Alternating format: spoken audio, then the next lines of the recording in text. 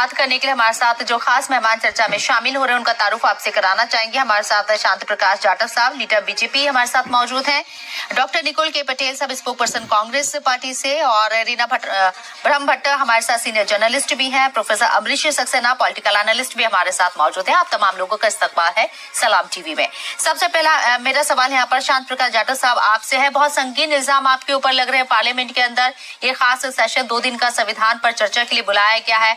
आज सरकार की तरफ से वजीर आजम नरेंद्र मोदी भी अपना मौकिफ रखेंगे, लेकिन संविधान को खतरे में बताया जा रहा है, आप क्या कहेंगे?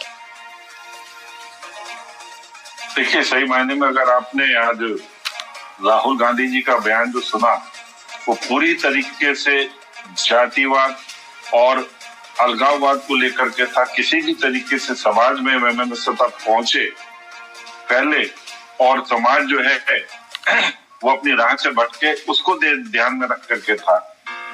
उन्होंने सीधा सीधा अटैक जो है वो जातिवाद पर किया। उन्होंने जिस तरीके से कुछ घटनाओं का जिक्र किया, उसमें भी वो जो है केवल ये इस प्रकार की बातें कहना चाहते थे कि कहीं पर भी कोई न्यायपालिका है जो काम नहीं कर रही है। और ठीक साथ ही साथ जिस तरीके से उन्होंने कास्ट सेंसस की बात करी कि कास्ट की हम जाति जनगणना कराएंगे, और उसके बाद में हम जो है देश में सभी जो कास्टों को जो है ना उसके बारे में कैलकुलेशन करेंगे, ये भी अपने आप में आज के वक्त में जो है किसी भी सूरत में स्वीकार्य नहीं है।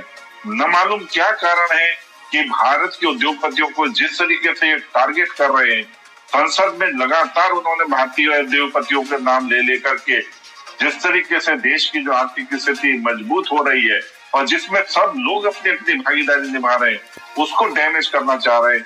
जिस तरीके से इन्होंने एकलव्य के अंगूठे की बात करी, वो कहानी ये रट के तो आए थे मगर बोलते बोलते भूल गए। आपने खुद सुने उस कहानी को, वो एक हास्यास्पद कहानी का रूप बता दिया, मगर ठीक है, एकलव्य के अंगूठे की कहानी है, सबको मालूम है राहुल जी के अलावा।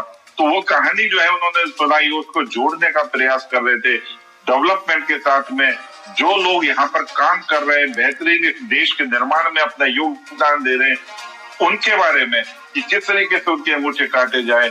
और जिस तरीके से सही मायने में अगर अंगूठा किसी का काटा है तो सचर कमेटी की जो रिपोर्ट है वो अपने आप दिखा रही है कि कांग्रेस ने देश के मुसलमानों का अंगूठा काटा है, उनको प्रगति नहीं करने दी, उनको आगे नहीं बढ़ने दिया, उनको हमेशा भयभीत बना करके रखा।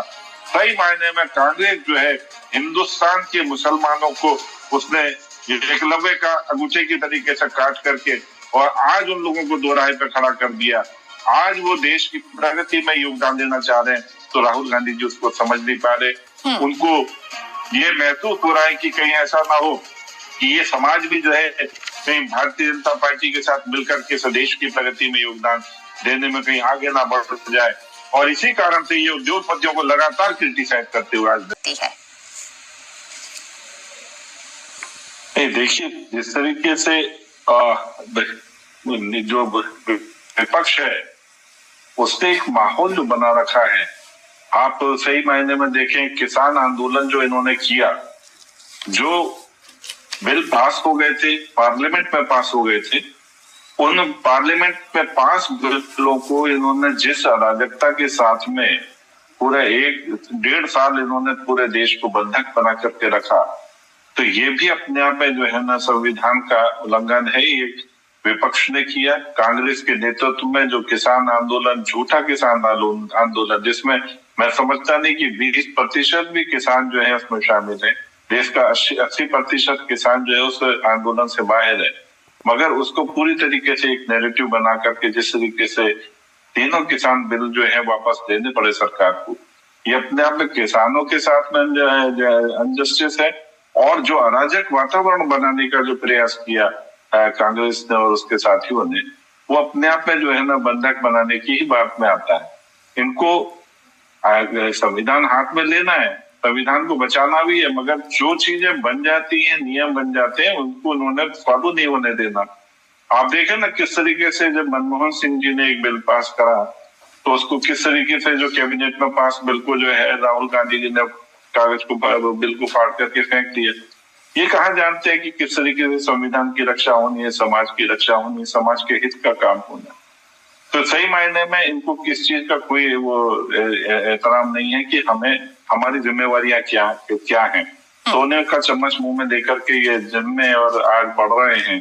और अभी बात हो रही थी इमरजेंसी की, 6 साल के लिए इंदिरा गांधी जी को डिबार कर दिया गया और किस तरीके से उन्होंने संविधान को पलटा और अल्टीमेटली हालत क्या हुई, पूरे देश ने इमरजेंसी को झेला, कितना कुप्रयास किया।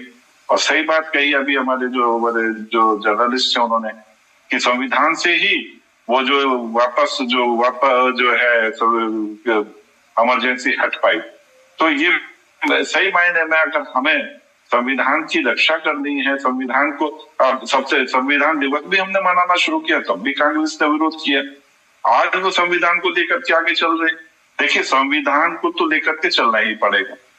अगर देश के अंदर, मैं समझता हूँ सबसे पुराना दुनिया में हमारा ही कॉन्स्टिट्यूशन है, तो उसके आधार पर मैं समझता हूँ कि देश को खूबसूरती के साथ में आगे बढ़ना है तो संविधान को लेकर के चलना पड़ेगा, उसका सम्मान करना पड़ेगा। केवल हाथ में कापी लेकर के जो है काम नहीं चलेगा। मैं समझता हूँ कि विपक्ष को उसका पालन करना चाहिए और विशेष रूप से राहुल जी को तो विशेष रूप एग्जाम्पल उन्होंने देने की कोशिश की, सावरकर का जिक्र भी किया, क्योंकि उन्होंने अपने बयान में ये कहा है कि संविधान में कुछ भी भारतीय नहीं है। मनुस्मृति की बात करते हैं, सावरकर को कोट करते हुए उन्होंने ये बात कही है। आपसे समझना चाहेंगे कि संविधान और मनुस्मृति पर आज बहस की जरूरत क्यों? ये देखिए ना, कितना विवादित बात ये जो कह रहे हैं। उत्तर प्रदेश चुनी हुई सरकार को, वहां के प्रशासन को ये जो है आज जिस तरीके से अपमान कर रहे हैं, ये पूरे प्रशासन का अपमान है कि वो मनुस्मृति से चल रहा है। क्या बात कर रहे हैं, इस तरीके से नहीं चलेगा ना। आप वहां पर जो सारे नियम कानून से जो इस वक्त में सभी प्रशासन और प्रशासनिक अधिकारी काम कर रहे हैं, आपने उसको कोई कारण तो बताए थे कि किस आधार पर ये मनुस्मृति से चल रहा है। केवल बोल देना मनुस्मृति, तो शायद इन्होंने कभी किताब भी नहीं देखी होगी, पढ़ने की तो बात ही अलग। और मनुस्मृति से क्यों चलेगा, देश तो संविधान से चल रहा है। मगर पार्लियामेंट में कुछ भी बोल देना बगैर किसी अल्फाज के, मतलब किस आधार पर बोले ये वही बता सकते हैं, मगर बोल दिया। मैं उसके ऊपर, हम लोग उसके ऊपर चर्चा करेंगे। मैं समझता हूँ कि ये उनकी अज्ञानता है, अज्ञानता का परिचय उन्होंने दिया। और सही मायने में इनको ये बताना चाहिए कि जिस वक्त में यूपीए गवर्नमेंट बनी 2004 में, इन्होंने एक पोस्ट क्रिएट की, नेशनल एडवाइजरी काउंसिल की, जिसके चेयरपर्सन जो है इनकी माता जी थी, सोनिया जी, जो जिस कारण से वो किसी भी डेलीगेशन से प्रधानमंत्री जी को मिलना होता था, मनमोहन सिंह जी को, उससे पहले वो स्वयं मिलती थी। सभी जितने भी विदेशी जो फॉरेन डेलीगेट्स से, उनसे सबसे पहले मुलाकात करना, उनके साथ बगल में बैठना, और प्रधानमंत्री साइड में बैठा करते थे। एक नई पोस्ट क्रिएट कर दी गई, 2014 तक वो पोस्ट नहीं, वो कॉन्स्टिट्यूशन का सीधा सीधा उल्लंघन था। आपने प्रधानमंत्री से ऊपर उस पोस्ट को एक दर्जा देने का प्रयास किया।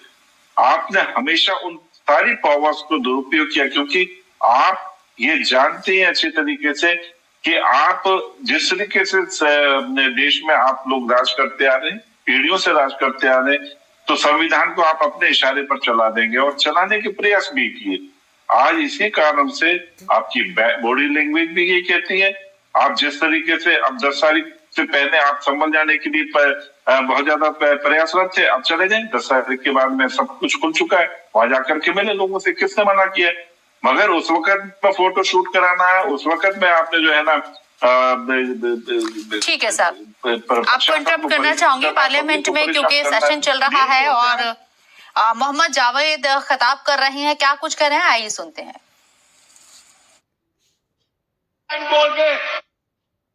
सरकार क्या कर रही है इस पर? नहीं, इस प्रकार की बात जो ओवैसी जी कह रहे हैं, मैं नहीं समझता कि किसी प्रकार का कहीं कुछ खतरा है।